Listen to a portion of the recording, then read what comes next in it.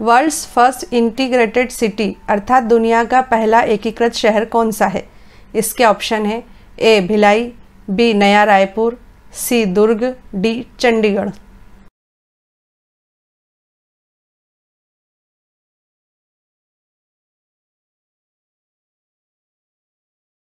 इसका उत्तर है option B Naya Raipur. World's first integrated city अर्थात दुनिया के पहले एकीकृत शहर का दर्जा नया रायपुर अर्थात अटल नगर को प्रदान किया गया है। गौरतलब है कि एकीकृत शहर उसे कहते हैं जिसे मौजूदा शहरों की गलतियों का अध्ययन करके तथा उससे प्राप्त सीखों का उपयोग करके बनाया गया हो। इसके साथ ही एकीकृत शहर अपने स्वयं के संसाधनों का ही प्रयोग करता है तथा उसे अपने विकास के लिए बाहरी धन या सहायता की आवश्यकता न के बराबर होती है।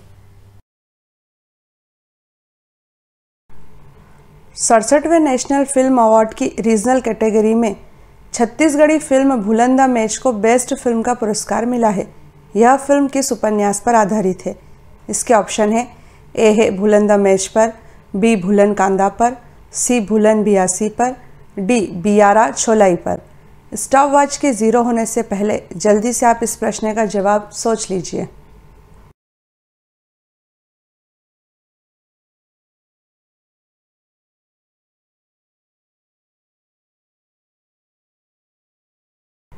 इसका जवाब है ऑप्शन बी भूलन कांदा पर। 22 मार्च 2021 को 67वें नेशनल फिल्म अवार्ड की रीजनल कैटेगरी में Chhattisgarhi film Bhulan the match को बेस्ट फिल्म का पुरस्कार प्राप्त हुआ है। यह फिल्म संजीव बख्शी के उपन्यास भूलन कांदा पर आधारित है। इस फिल्म में सामाजिक तंत्र और व्यवस्था पर कटाक्ष करते हुए संदेश दिया गया है। इस फिल्म के निर्माता और निर्देशक मनोज वर्मा हैं।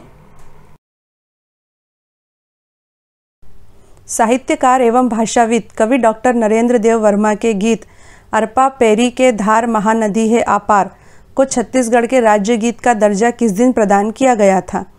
इसके ऑप्शन है ए 15 अगस्त 2018 को, बी 1 नवंबर 2016 को, सी 3 नवंबर 2019 को, डी 1 नवंबर 2017 को।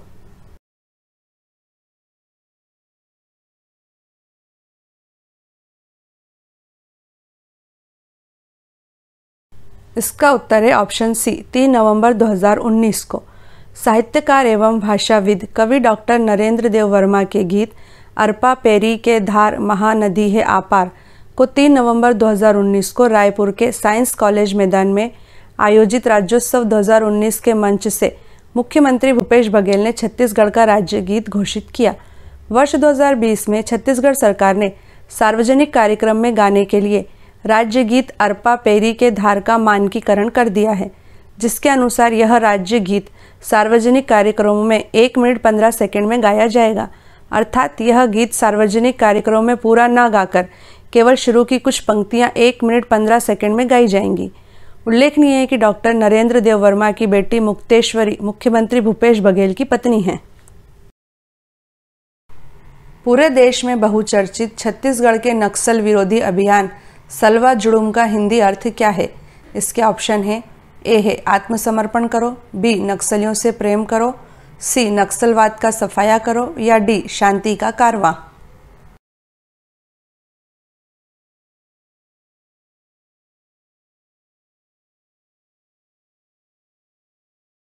इसका उत्तर है ऑप्शन डी शांति का कारवां। सलवा जुड़ूम एक आदिवासी शब्द है जिसका अर्थ होता है शांति का कारवां। नक्सली हमले में मारे गए कांग्रेस नेता महेंद्र कर्मा को सलवा जुड़ूम का जनक माना जाता है। सलवा जुड़ूम की शुरुआत 5 जून 2005 को महेंद्र कर्मा ने ही की थी। सलवा जुड़ूम अभियान का उद्देश्य ग्रामीणों की फोर्स तैयार करना था जो नक्सलियों के खिलाफ लड़ सके। सलवा जुड़ूम में ग्रामीण आदिवासियों को हथियार देकर उन्हें स्पेशल पुलिस ऑफिसर बनाया गया था।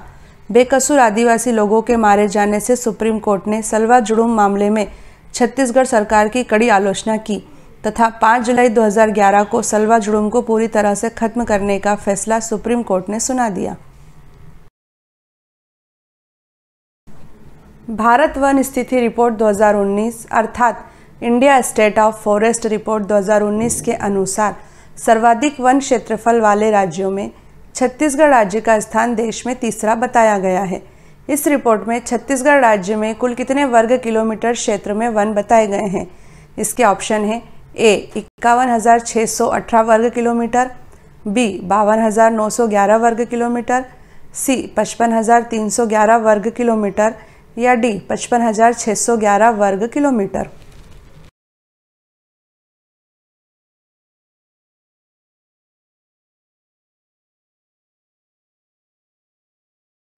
इसका उत्तर है ऑप्शन डी 55,611 वर्ग किलोमीटर। गौरतलब है कि भारत सरकार के पर्यावरण, वन और जलवायु परिवर्तन मंत्रालय के अधीन संगठन भारतीय वन सर्वेक्षण द्वारा भारत वन स्थिति रिपोर्ट 2019 जारी की गई है।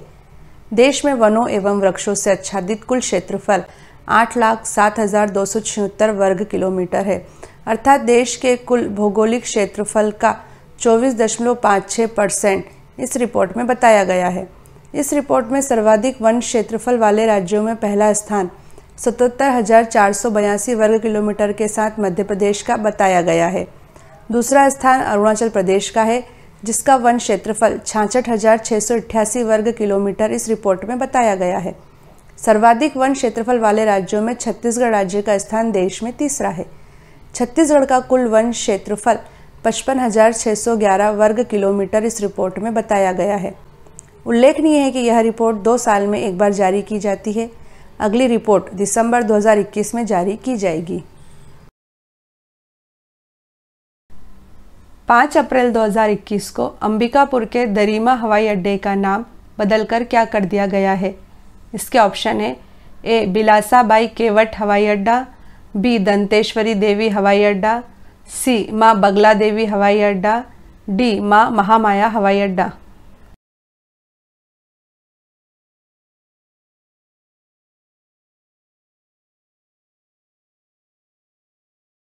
इसका उत्तर है ऑप्शन डी माँ महामाया हवाई अड्डा। 5 अप्रैल 2021 को छत्तीसगढ़ सरकार ने प्रदेश के एक और हवाई अड्डे का नाम बदल दिया है। अंबिकापुर के दरिमा हवाई अड्डे का नाम अब माँ महामाया हवाई अड्डा कर दिया गया है। अंबिकापुर से करीब 12 किलोमीटर दूर दरिमा में बना यह हवाई अड्डा अभी पूरी तरह सक्रिय नहीं है।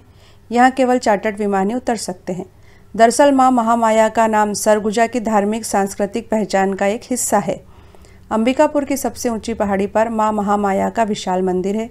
यह सरगुजा राज परिवार की कुल देवी हैं। सरगुजा संभाग में यह इष्ट देवी के रूप में पूजी जाती हैं। इस नामकरण के साथ ही छत्तीसगढ़ में मौजूद 4 हवाई अड्डों का नामकरण पूरा हो गया है। रायपुर हवाई अड्डे को स्वामी विवेकानंद का नाम दिया गया है। यह स्वामी विवेकानंद के रायपुर में बिताए दिनों की स्मृतियों के लिए है। जगदलपुर हवाई अड्डे को बस्तर की आराध्य देवी माता दंतेश्वरी का नाम दिया गया है। वहीं बिलासपुर के चक्कर भाटा हवाई अड्डे को बिलासाबाई केवट के नाम से जाना जा रहा है। बिलासाबाई मध्यकालीन दौर की एक योद्धा थी। रतनपुर के राजा कल्याण साय ने उन्हें बिलासपुर क्षेत्र की जागीर दी थी। बिलासाबाई के नाम पर ही शहर का नाम बिलासपुर पड़ा है। 1 अप्रैल 2021 को छत्तीसगढ़ सरकार के खनिज विभाग द्वारा जारी रिपोर्ट के अनुसार छत्तीसगढ़ सरकार को वित्तीय वर्ष 2019-20 में कितने रुपए का खनिज राजस्व प्राप्त हुआ है? इसके ऑप्शन हैं ए 7,165 करोड़ रुपए, बी 6,165 करोड़ रुपए, सी 5,165 करोड़ रुपए या डी 6,969 करोड़ रुपए।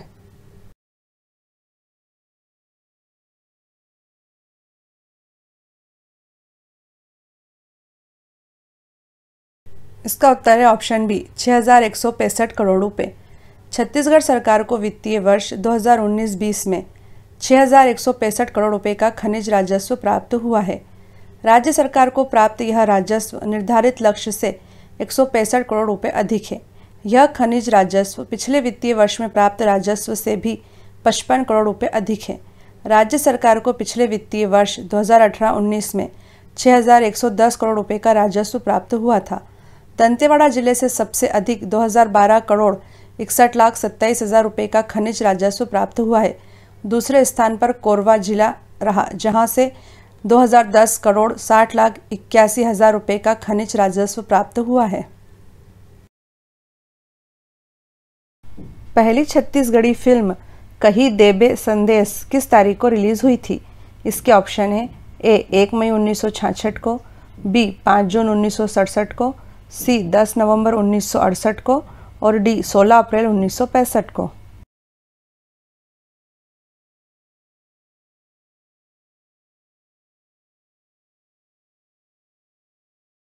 इसका उत्तर है ऑप्शन डी 16 अप्रैल 1965 को। कही देबे संदेश छत्तीसगढ़ी भाषा की पहली फिल्म है। यह फिल्म वर्ष 1965 में केवल 27 दिनों में बनकर तैयार हो गई थी। इस फिल्म को अनमोल चित्र मंदिर प्रोडक्शन के बैनर तले बनाया गया था। इस फिल्म के निर्माता तथा निर्देशक मनु नायक हैं। कही देबे संदेश फिल्म में मुख्य भूमिका कान मोहन तथा सुरेखा ने निभाई थी। इस फिल्म के संगीतकार मलय चक्रवर्ती हैं। यह फिल्म समाज में व्याप्त जाति प्रथा, अशिक्षा के ऊपर चोट करने वाली अंतरजातीय प्रेम कथा पर आधारित है।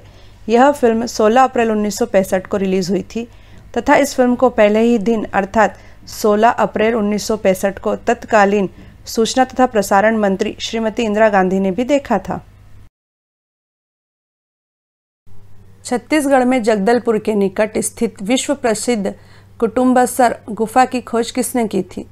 इसके ऑप्शन है A doctor Shankar Tiwari, B Richard Hicks, C doctor Krishna Murari Sharma और डी जेम्स वी स्मिथ।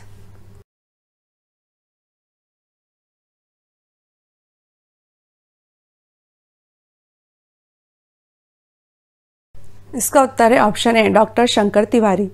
कुटुम्बसर गुफा छत्तीसगढ़ में जगदलपुर के निकट स्थित है। इसे केम्पियोला शंकराई गुफा भी कहा जाता है। यह माना जाता है कि कभी कुटुम्बसर गुफा में आदि मानवों का बसेरा था। कुटुम्बसर गुफा में अंधी मछलियां पाई जाती हैं। इस गुफा की खोज 1951 में प्रसिद्ध भूगोल वैज्ञानिक डॉक्टर शंकर तिवारी ने की थी। लाइमस्टोन अर्थात चूना पत्थर से बनी इस गुफा की कार्बन डेटिंग करने पर यह पता चला कि इसका निर्माण लगभग 250 करोड़ वर्ष पूर्व हुआ था। इस गुफा की सबसे खास बात यह है कि यहाँ जो स्तंभ बने हैं वह अपने आप प्राकृतिक तरीके से बने हैं। पानी की बूंदों के साथ जो कैल्शियम गिरता गया उसने धीरे धीरे चमकते हुए स्तंभों का रूप ग्रहण कर लिया। गौरतलब है कि कुटुम्बसर गुफा कांगेर घाटी नेशनल पार्क में स्थित है। कांगेर घाटी को 1982 में नेशनल पार्क का दर्जा दिया गया था। देश के नंबर 1 बैडमिंटन प्लेयर बनने वाले छत्तीसगढ़ के पहले बैडमिंटन प्लेयर का नाम क्या है? इसके ऑप्शन है ए मधुर तिवारी, बी दिव्यांश खरे, सी श्रेयांश जायसवाल और डी विजय नेताम।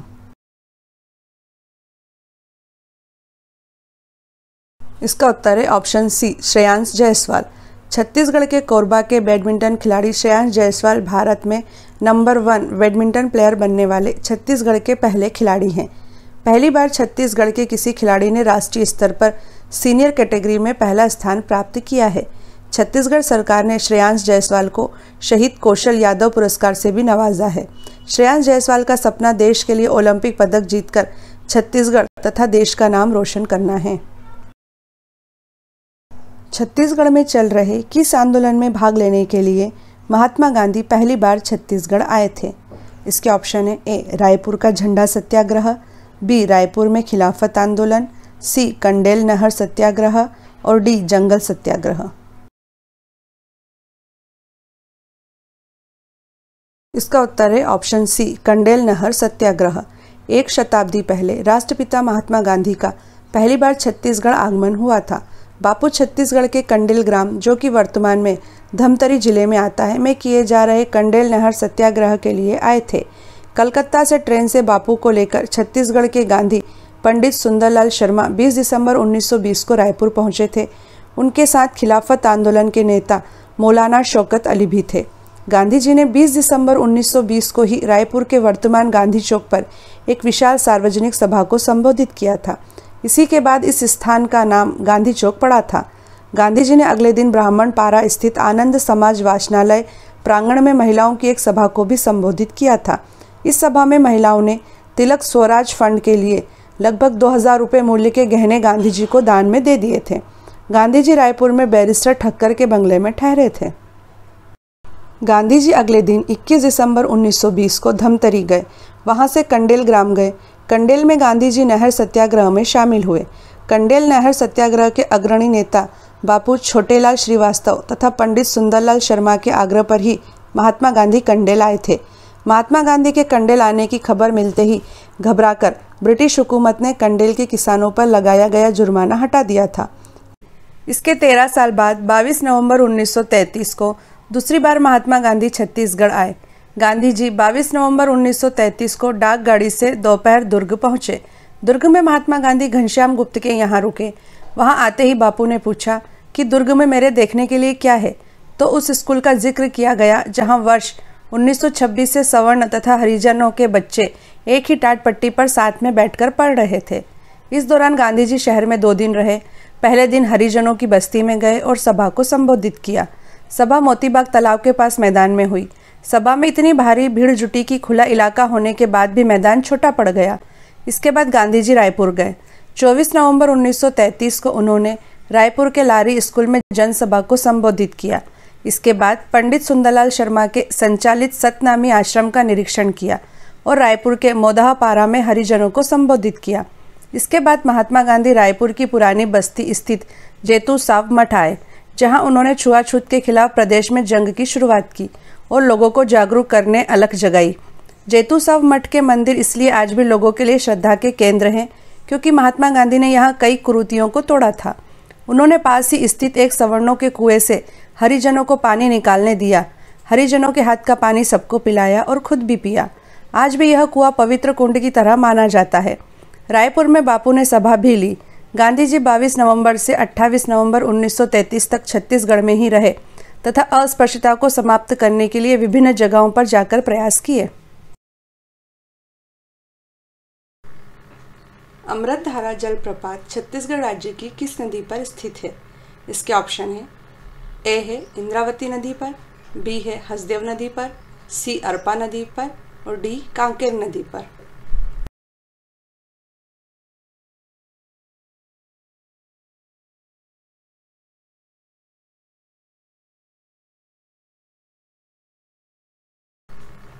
इसका उत्तर है ऑप्शन बी हसदेव नदी पर।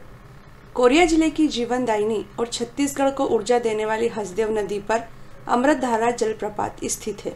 यह जलप्रपात 90 फुट अर्थात 27.4 मीटर ऊंचा है।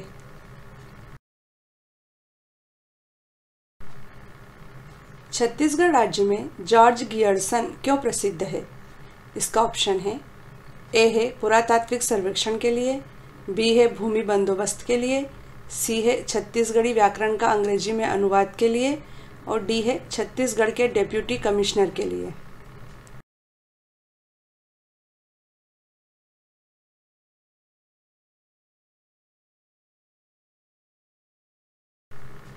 इसका उत्तर है ऑप्शन सी छत्तीसगढ़ी व्याकरण का अंग्रेजी में अनुवाद के लिए।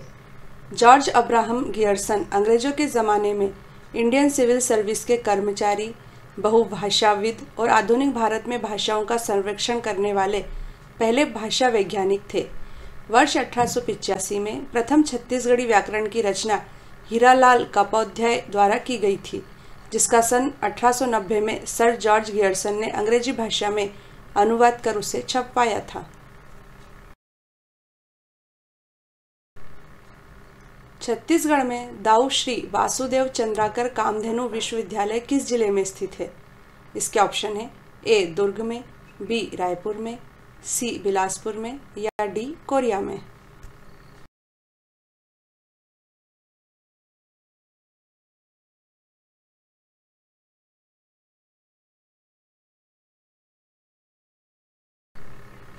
इसका उत्तर है ऑप्शन ए दुर्ग में। दाऊ श्री वासुदेव चंद्राकर कामधेनु विश्वविद्यालय की स्थापना 11 अप्रैल 2012 को दुर्ग में की गई थी। यह विश्वविद्यालय पशु चिकित्सा और पशु विज्ञान की विभिन्न शाखाओं में गुणवत्तापूर्ण शिक्षा प्रदान करता है। वेदमती निम्न में से किसकी शैली है?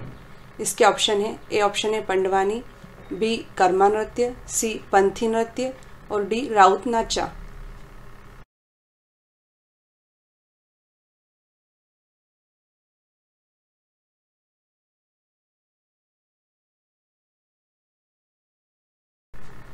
इसका उत्तर है ऑप्शन ए पंडवानी।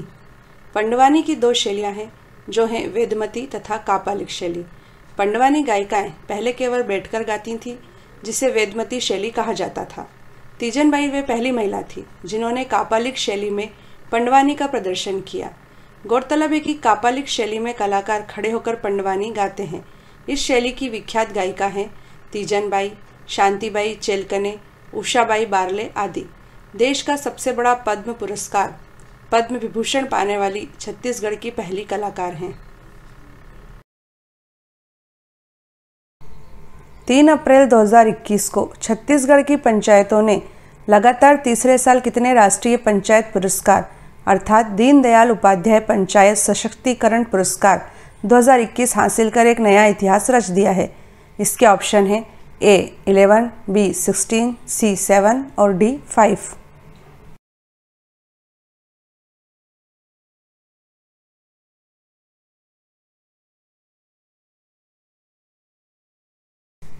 इसका उत्तर है ऑप्शन ए 11। 3 अप्रैल 2021 को केंद्रीय पंचायती राज मंत्रालय द्वारा कोंडागांव जिला पंचायत, गरियाबंद जनपद पंचायत और तिल्दा जनपद पंचायत तथा सरगुजा जिले के अंबिकापुर विकासखंड के सरगवा और लुंड्रा विकासखंड के रिरी, बालोद जिले के गुंडरदेही विकासखंड के माहूद, कबीरधाम जिले के सहसपुर लोहारा विकासखंड के महराटोला एवं रायपुर जिले के आरंग विकासखंड के बेहार ग्राम पंचायत का चयन दीनदयाल उपाध्याय जनपद सशक्तिकरण पुरस्कार के लिए किया गया है। राष्ट्रीय पंचायत पुरस्कार 2021 के अंतर्गत बीजापुर जिले के भोपालपट्टनम विकासखंड की गोटईगुंडा ग्राम पंचायत को नानाजी देशमुख राष्ट्रीय गौरव ग्राम सभा पुरस्कार, रायपुर जिले के अभनपुर विकासखंड के नवा गांव को बाल मित्र ग्राम पंचायत पुरस्कार और आरंग विकासखंड के बेहार को ग्राम पंचायत विकास योजना पुरस्कार दिया गया है। उल्लेखनीय है कि वर्ष 2019 और 2020 में भी प्रदेश की अलग अलग 11 ग्राम पंचायतों, जनपद पंचायतों एवं जिला पंचायतों ने दीनदयाल उपाध्याय पंचायत सशक्तिकरण पुरस्कार हासिल किए थे। अमेरिका की स्टैनफोर्ड यूनिवर्सिटी ने 21 नवंबर 2020 को दुनिया भर के शीर्ष 2% वैज्ञानिकों की सूची जारी की है, जिसमें छत्तीसगढ़ के कितने वैज्ञानिकों को पहली बार शामिल किया गया है? इसके ऑप्शन हैं A 1, B 2, C 3 और D 5।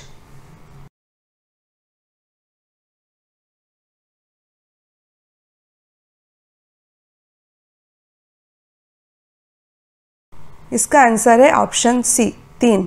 अमेरिका की स्टैनफोर्ड यूनिवर्सिटी ने दुनिया भर के शीर्ष 2% वैज्ञानिकों की सूची 21 नवंबर 2020 को जारी की, जिसमें छत्तीसगढ़ के 3 वैज्ञानिकों को भी शामिल किया गया है।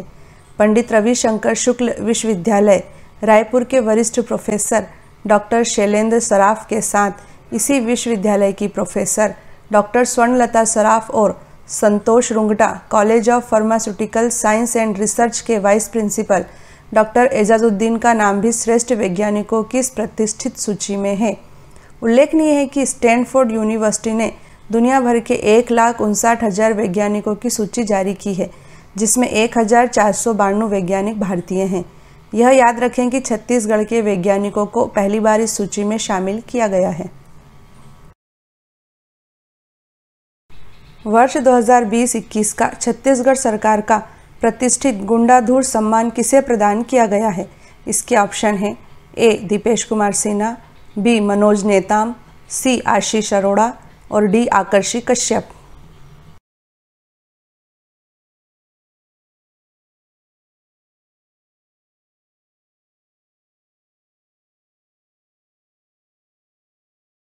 इसका उत्तर है ऑप्शन डी आकर्षि कश्यप।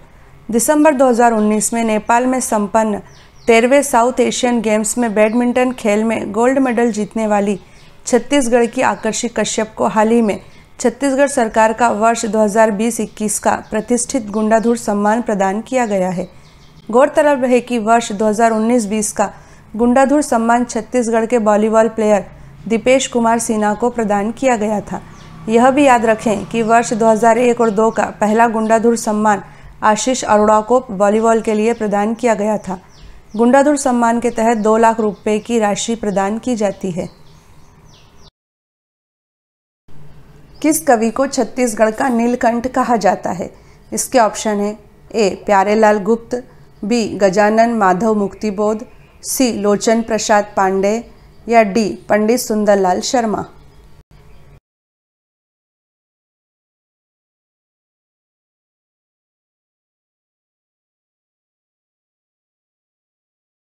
इसका उत्तर है ऑप्शन बी गजानन माधव मुक्तिबोध। छत्तीसगढ़ का नीलकंठ कहे जाने वाले देश के प्रसिद्ध कवि गजानन माधव मुक्तिबोध का जन्म 13 नवंबर 1917 को तत्कालीन मध्य प्रदेश के श्योपुर में हुआ था। मुक्तिबोध की प्रारंभिक शिक्षा उज्जैन में हुई। 1954 में एमए करने के बाद मुक्तिबोध राजनांदगांव के दिग्विजय कॉलेज में प्राध्यापक पद पर नियुक्त हुए। राजनांदगांव उनका अध्यापन क्षेत्र ही नहीं, अध्ययन क्षेत्र भी था। यहाँ रहते हुए उन्होंने कई कालजयी कृतियों की रचना की। 11 सितंबर 1964 को केवल 47 वर्ष की आयु में आपका देहांत हो गया। चांद का मुंह टेढ़ा है, भूरी भूरी खाक धूल, ब्रह्मा राक्षस तथा तार सप्तक आपकी प्रसिद्ध रचनाएं हैं। 1 नवंबर 2020 को किसे छत्तीसगढ़ के राज्य स्तरीय पंडित सुंदरलाल शर्मा सम्मान से सम्मानित किया गया है? इसके ऑप्शन है ए पंडित जीवननाथ मिश्र, बी विष्णु ताम्रकर, सी पंडित राधा कमल गुप्त, डी इन तीनों को संयुक्त रूप से।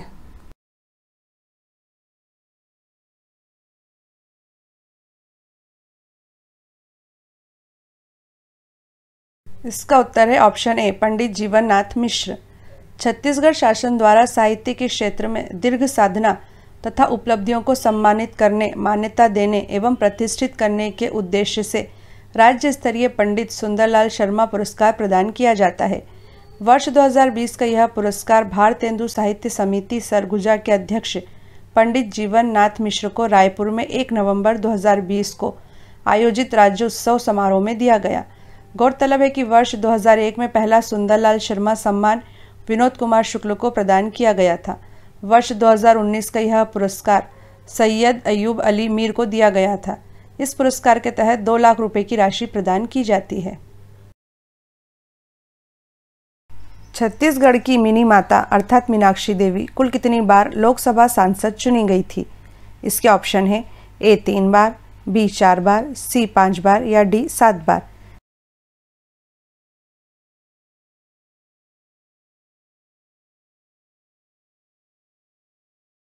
इसका उत्तर है ऑप्शन सी 5 बार। मिनी माता उर्फ मीनाक्षी देवी छत्तीसगढ़ की प्रथम महिला सांसद थीं। वे 5 बार 1952, 1957, 1962, 1967 और 1971 में कांग्रेस पार्टी के टिकट पर सांसद चुनी गई थी। 1971 में उन्होंने जीवन का आखिरी चुनाव जांजगीर लोकसभा क्षेत्र से जीता था। मिनी माता ने संसद में अस्पृश्यता बिल को पास कराने में महत्वपूर्ण भूमिका निभाई थी। छत्तीसगढ़ विधानसभा भवन का नाम मिनी माता के नाम पर ही रखा गया है। यह भी याद रखें कि मिनी माता का जन्म 1913 में असम के नौगांव में हुआ था। उनका मूल नाम मीनाक्षी देवी था। मिनी माता का विवाह छत्तीसगढ़ के सतनामी पंथ के संत गुरु घासीदास के पुत्र गुरु अगमदास के संग हुआ था। 1972 में 11 अगस्त को भोपाल से दिल्ली जाते हुए विमान हादसे में उनका निधन हो गया था। 1 नवंबर 2020 को छत्तीसगढ़ सरकार के शहीद वीर नारायण सिंह पुरस्कार से किसे सम्मानित किया गया है? इसके ऑप्शन है ए बनवारी लाल उइके, बी रूपराय नेताम, सी गोवर्धन केरकेट्टा, डी वैजनाथ चंद्राकर।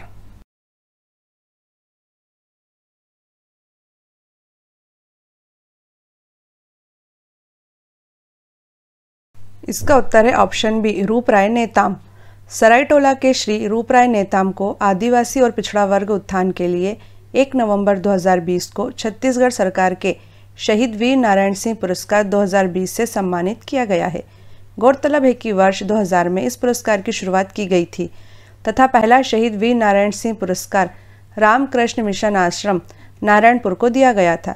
इस पुरस्कार के तहत 2 लाख रुपए की राशि प्रदान की जाती है।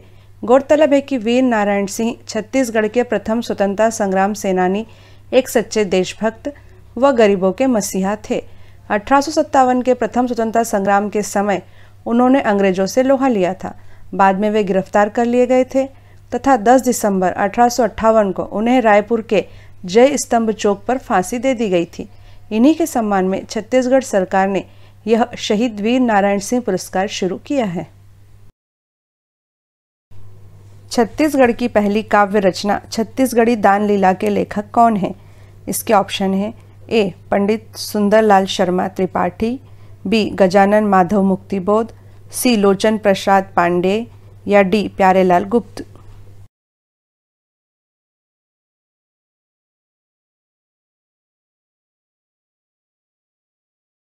इसका उत्तर है ऑप्शन ए, पंडित सुंदरलाल शर्मा त्रिपाठी। छत्तीसगढ़ की पहली काव्य रचना छत्तीसगढ़ी दान लीला पंडित सुंदरलाल शर्मा त्रिपाठी की एक चर्चित कृति है। लेखक, समाज सुधारक तथा स्वतंत्रता संग्राम सेनानी पंडित सुंदरलाल शर्मा त्रिपाठी के प्रयासों से ही महात्मा गांधी 20 दिसंबर 1920 को पहली बार रायपुर आए थे। छत्तीसगढ़ राज्य कृषि विपणन बोर्ड द्वारा हाल ही में जारी रिपोर्ट 2021 के अनुसार छत्तीसगढ़ में कुल कितनी कृषि उपज मंडियां कार्यरत हैं? इसके ऑप्शन है A69, B79, C29 या D98।